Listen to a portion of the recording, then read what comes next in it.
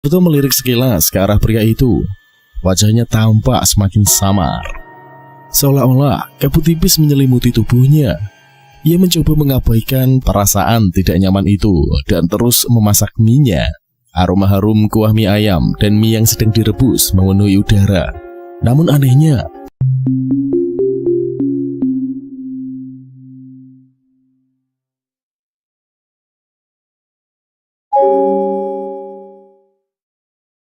kali ini kita akan menceritakan sebuah kisah yang datang dari seorang penjual mie ayam yang berdagang di tengah malam. Tetapi apa yang ditemuinya tidak seperti dugaannya. Seperti apa kisahnya? Langsung saja kita ke ceritanya. Pak Darto adalah penjual mie ayam yang sudah puluhan tahun berjualan di kampung kecil di pinggiran kota. Meski sederhana, gerobaknya selalu ramai dikunjungi warga. Namun ada satu kebiasaan aneh yang sering dilakukan Pak Darto. Ia tetap membuka gerobaknya hingga larut malam, bahkan saat semua pembeli sudah pada pulang. Ia berkata, masih ada pelanggan tetap yang selalu datang larut malam, tepat sebelum tengah malam. Orang-orang desa tidak berani bertanya lebih jauh lagi, hanya berbisik-bisik penuh rasa penasaran. Malam itu seperti biasa, Pak Darto berjualan di bawah pohon beringin besar, satu-satunya tempat di desa itu yang dianggap angker.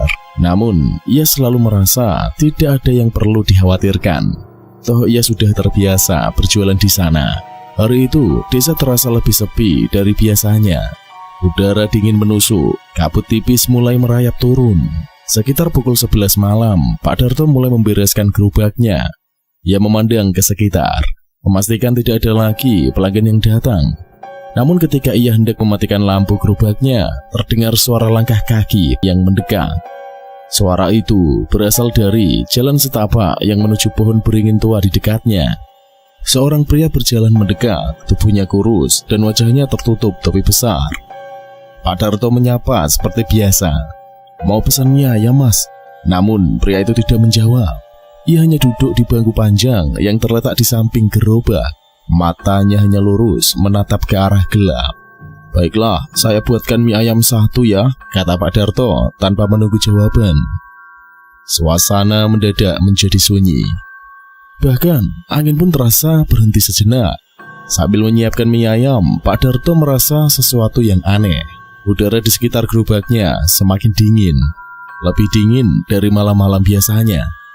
Pak Darto melirik sekilas ke arah pria itu.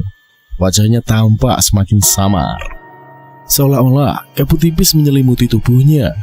Ia mencoba mengabaikan perasaan tidak nyaman itu dan terus memasak mie-nya. Aroma harum kuah mie ayam dan mie yang sedang direbus memenuhi udara. Namun anehnya, pria itu tetap diam, tidak bergerak sedikit pun. Saat mangkuk mie ayam selesai disiapkan, Pak Darto meletakkannya di meja di depan pria itu. Silahkan dinikmati mas, ucapnya mencoba tetap ramah pada pelanggannya. Pria itu perlahan-lahan mengangkat wajahnya. Di bawah topi yang ia kenakan, tampak sekilas wajah pucat dan mata yang cekung dalam, seperti orang yang tidak tidur berhari-hari. Pak Darto mulai merasa ada sesuatu yang sangat salah.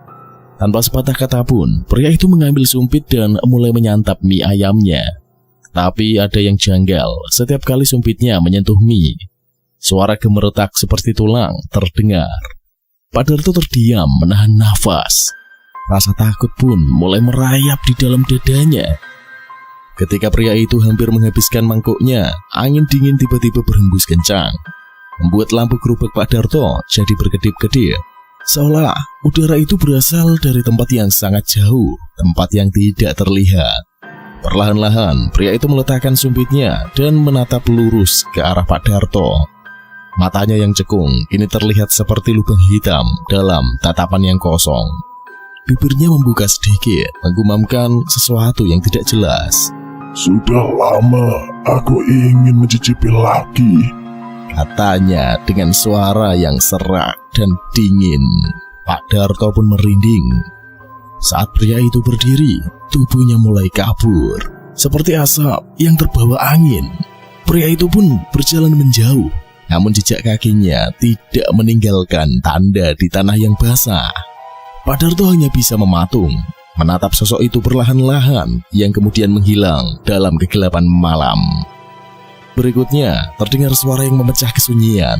Suara batangan bambu gerobak Pak Darto berderak. Pak Darto dengan gemetar mengalihkan pandangannya. Ternyata di atas gerobaknya ia melihat sesuatu yang seharusnya tidak ada. Sesosok bayangan gelap bergelayut di cabang pohon beringin dengan kepala yang menggantung terbalik, menatapnya dari ketinggian. Wajahnya pucat seperti mayat yang membusuk dan mulutnya menganga lebar. Simpan tempatku. Suara itu serak dan menyeramkan, persis seperti pelanggan yang tadi dilayani oleh Pak Darto. Pak Darto langsung tersentak mundur, lalu jatuh tersungkur di tanah.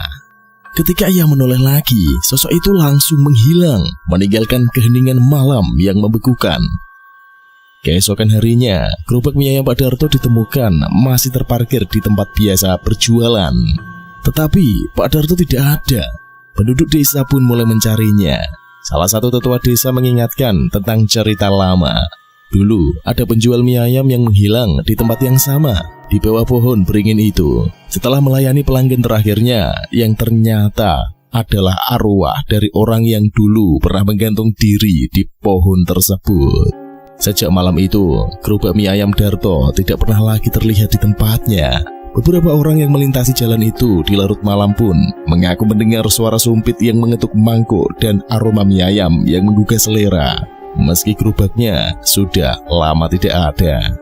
Bagaimana menurut kalian tentang penggalan cerita horor dari Pak Darto ini? Terima kasih yang menyaksikan video ini dari awal sampai akhir. Kita akan kembali lagi dengan cerita yang lebih menarik di video selanjutnya. Wassalamualaikum warahmatullahi wabarakatuh. Sampai ketemu lagi di Kata Kanvas Cerita.